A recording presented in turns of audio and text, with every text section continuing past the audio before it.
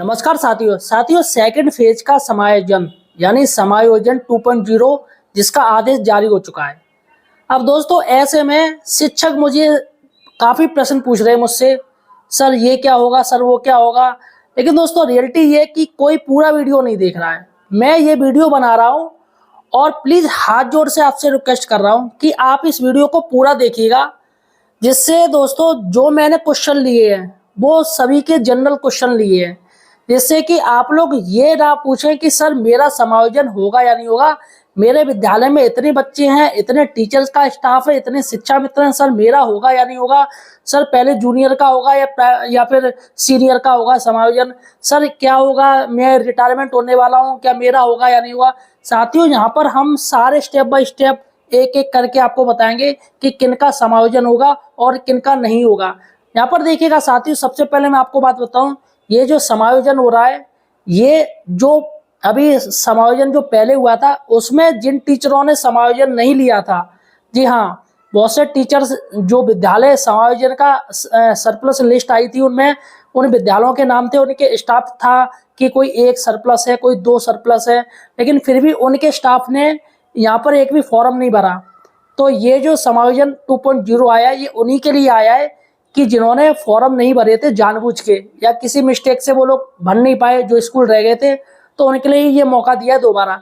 दूसरी बात है सब्जेक्ट को लेके, क्योंकि प्राइमरी के जो हेड हैं वो जूनियर के सहायक बना दिए। इसमें दोस्तों एक ही सब्जेक्ट के चार टीचर आ गए हैं और जहाँ पर जरूरत है वहाँ पर तो उस सब्जेक्ट का कोई टीचर ही नहीं है। जैसे जूनियर में मैथ के अगर एक टीचर की आवश्यकता है तो यहाँ पर 3 टीचर आ गए हैं सरप्लस में समायोजन होकर। अब ऐसे में दोस्तों सब्जेक्ट की काफ़ी विसंगति है। यहाँ पर देखिएगा बाकायदा मैंने जो बात बताई थी वही आई है, देखिएगा न्यूज है, ये न्यूज में ये बात बिल्कुल बीएसएस साहब ने बोली है कि ये जो समायोजन होगा उसमें जो एक ही सब्जेक्ट के ज़्यादा टीचर हो गए स्कूलों में, जो कंपोजिट विद्यालय हो या जूनियर स्कूल हो, जूनियर में ज़्यादा टीचर्स हो गए हैं एक ही सब्जेक्ट के, तो उनको हटाया जाएगा वहाँ से। तो ऐसे में दोस्तों उनको हटना पड़ेगा, अगर वो स्वेच्छा से नहीं हटेंगे तो उनको जोर जबरदस्ती के द्वारा बीएसएस साहब के द्वारा हटाया जाएगा। तो अतः दोस्तों यहाँ पर मैं कुछ पॉइंट लूँगा जिससे आपको सही जानकारी हो सके, और इस वीडियो को पूरा देखिएगा और प्लीज़ मेरी बात पूरी सुनिएगा। चलिएगा बात करते हैं। पहला प्रश्न जो लोग मुझसे पूछ रहे, सर छात्र संख्या कौन सी ली जाएगी, कौन से वर्ष की, तो यहाँ पर मैं आपको क्लियर बता दूं, जो छात्र संख्या ली जाएगी वो 2024 और 25 की ली जाएगी। फिर से सुन लीजिए, 2024 और 25 की पिछले वर्ष की छात्र संख्या ली जाएगी। अभी फिलहाल ये 25 और 26 की नहीं ली जाएगी। क्योंकि इसलिए नहीं ली जाएगी क्योंकि जो विद्यालय मर्जर हुए हैं, शिक्षकों को पेयरिंग की गई है, वहाँ पर दोस्तों अभी भी उनका डाटा वो अपडेट नहीं हो पाया है। अभी भी शिक्षक प्रोफाइल भरी जा रही है, तो अभी भी काम पेंडिंग में है। अब ऐसे में मर्जर वाले टीचर इसमें फॉर्म भरेंगे या समायोजन में आएंगे या सरप्लस होंगे, ऐसा बिल्कुल भी नहीं होगा, क्योंकि अभी भी काम चल रहा है। शिक्षक प्रोफाइल का अभी भी अपडेट हो रहा है, वो पूरा नहीं हो पाया है, और बहुत से जिलों में अभी भी मर्जर प्रक्रिया चल रही है, इसलिए वो मर्जर प्रक्रिया अभी चल रही है, वो पूरी नहीं हो पाई है पहली वाली। तो यहाँ पर मैंने आपको क्लियर बता दिया कि जो साल लिया जाएगा वो 2024 और 25 लिया जाएगा। ठीक है, पहला ये आपका प्रश्न हो गया, जिसके मन में ये शंका हो रही है वो जान ले। दूसरा है कि कुछ टीचर कह रहे हैं सर मेरे यहाँ 90 बच्चे हैं या 62 बच्चे हैं या 58 बच्चे हैं, और मेरे यहाँ सर 2 का स्टाफ है या 3 का स्टाफ है और शिक्षा मित्र भी हैं, सर क्या होगा, क्या मेरा समायोजन होगा, मैं सरप्लस में आऊँगा। देखिएगा साथियों, मैं आपको यहाँ पर बता दूँ, शिक्षा मित्र को टीचर नहीं माना जाएगा इस बार, ये आप जान लीजिए। शिक्षा मित्र को तो आप हटा दीजिए, अनुदेशक को हटा दीजिए, उनको काउंट नहीं किया जाएगा, और 30 पर एक टीचर होना चाहिए, बस ये जान लीजिए। जो आरटी एक्ट कहता है कि 30 बच्चों पे एक टीचर होना चाहिए। अब आप खुद अंदाजा कर लीजिएगा, आपके यहाँ अगर 58 बच्चे हैं और यहाँ पर अगर 2 टीचर हैं और 1 शिक्षा मित्र या 2 शिक्षा मित्र हैं, तो यहाँ पर किसी का समायोजन नहीं होगा, क्योंकि 30 से ऊपर 31 हो गए तो 2 स्टाफ की आवश्यकता होगी सहायक अध्यापक की। हाँ, अगर आपको यहाँ 3 सहायक अध्यापक है, या मान के चलिएगा 2 सहायक अध्यापक है और 1 हेड टीचर है, हेड मास्टर है, तो यहाँ पर दोस्तों समायोजन वो हेड का होगा, ना कि सहायकों का, क्योंकि वो सीनियर है और 58 बच्चों पे हेड की कोई आवश्यकता भी नहीं है। तो ये मैंने आपको बात बता दी कि बच्चे के अनुसार होगा। बच्चे जैसे आप खुद कर लीजिए, अगर आपके यहाँ 100 बच्चे हैं तो और 30 और ज्यादा स्टाफ है, जैसे 100 बच्चों में मान के चलेगा 30 3 6 3 तक ना 3 चौक 12, यानी कि 90 पे 3 टीचर और 120 पे 4 टीचर होने चाहिए। अगर आपके यहाँ 4 टीचर हैं तो किसी का समायोजन नहीं होगा, कोई सरप्लस नहीं होगा। अगर आपके यहाँ 5 टीचर हैं तो वो सरप्लस हो जाएगा। आपने ये बात जान ली। 120, क्योंकि 120 90 के बाद अगर 91 भी हुए ना बच्चे तब भी 4 ही माने जाएंगे। तो यहाँ पर आपने ये बात जान ली कि 30 पर 1 टीचर चाहिए ही चाहिए हर हाल में। अब बात करते हैं कि सर अगर हमारे यहाँ 25 बच्चे हैं, 2 टीचर हैं और 2 शिक्षा मित्र या 1 शिक्षा मित्र, तो क्या होगा? तो यहाँ पर देखिएगा, यहाँ पर 1 शिक्षक का समायोजन हो जाए, क्योंकि 30 पे 1 चाहिए और आरटी एक्ट कहता है कि एक स्कूल में 2 टीचर होने चाहिए। अब यहाँ पर आरटी एक्ट में शिक्षा मित्र को टीचर अब माना जाएगा, क्योंकि शिक्षा मित्र भी एक स्टाफ हो गया। तो यहाँ पर शिक्षा मित्र और एक वो अध्यापक, 2 टीचर हो गए एक और से आरटी एक्ट में ये मान लिया। 1 टीचर का समायोजन हो जाएगा अगर 30 से बच्चे कम है या 30 ही हैं। और मान के चलिएगा अगर 31 बच्चे हैं और 2 टीचर 1 शिक्षा मित्र है तो नहीं, तो किसी का समायोजन नहीं होगा, क्योंकि 30 पे 1 टीचर और 31 बच्चे हो गए तो 2 टीचर की तो आवश्यकता पड़ेगी। तो यहाँ पर उम्मीद है ये आपने सारे सवालों के आपके जवाब मिल गए होंगे। चलिएगा अब नेक्स्ट जो है, जो पूछ रहे सर मेरे यहाँ 60 बच्चे हैं या मैं कहूँ कि 151 से कम बच्चे हैं या 150 बच्चे हैं, मेरे यहाँ सर हेड है और अन्य स्टाफ है, सहायक अध्यापक है, तो ऐसे में बच्चे कम हैं और स्टाफ ज़्यादा है, तो सर किसका होगा समायोजन?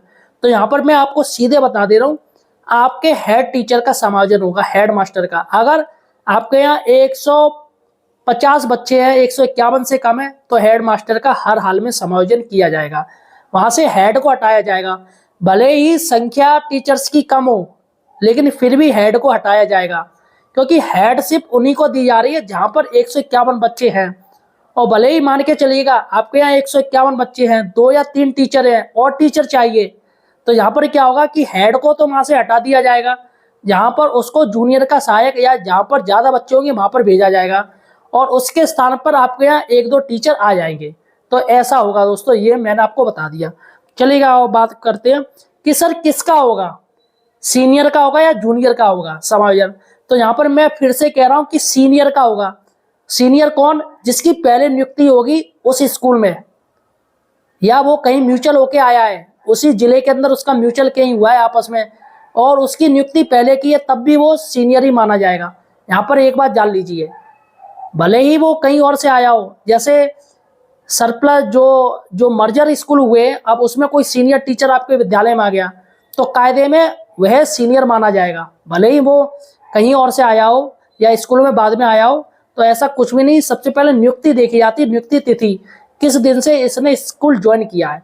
तो यहाँ पर ये बात क्लियर हो गई कि सीनियर का ही समायोजन होगा। अब वो बात अलग है कि अगर आपका स्कूल सरप्लस में आया है तो पूरा स्टाफ फॉर्म को भर सकता है, ऑनलाइन आवेदन कर सकता है, लेकिन होगा एक का ही। अगर एक का सरप्लस हुआ है तो, अगर 2 का हुआ है तो 2 का हुआ है तो 2 सरप्लस होंगे, उनका समायोजन होगा।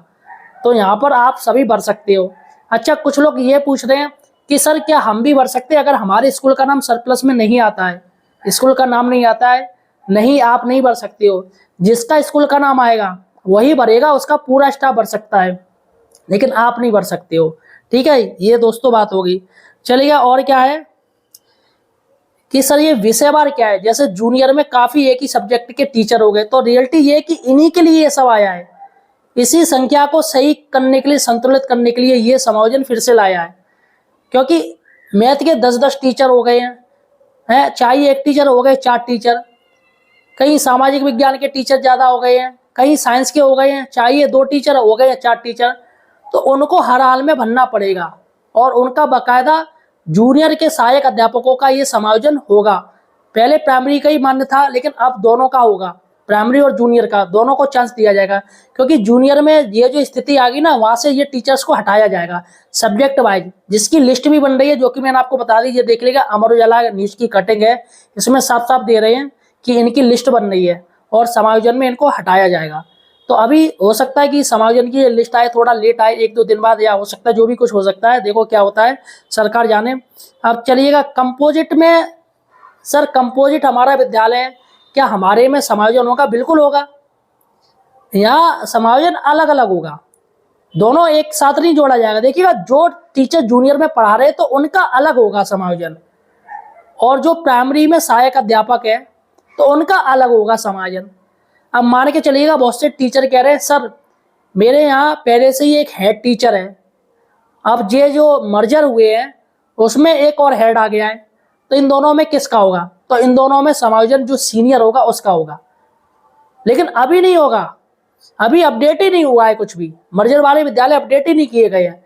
तो अपडेट होने के बाद जो भी कुछ होगा वो बाद में होगा। तो मर्जर वाले जो टीचर मर्ज हो गए वो बिल्कुल टेंशन फ्री रहे, अभी उनका समायोजन नहीं किया जाएगा, ऐसा सरकार ने कहा है, क्योंकि अभी भी कार्रवाई चल रही है। तो फिलहाल दोस्तों ये कुछ क्वेश्चन थे जो कि मैंने आपको बता दिए, और उम्मीद है आपके अपने सवालों का जवाब मिल गया होगा। अतः इस वीडियो को आपने पूरा देख लिया है, और जो साथी परेशान उनको आप शेयर कीजिएगा और हमें सब्सक्राइब कीजिएगा, हमें सपोर्ट कीजिएगा। मिलते हैं एक नई वीडियो के साथ, तब तक के लिए धन्यवाद।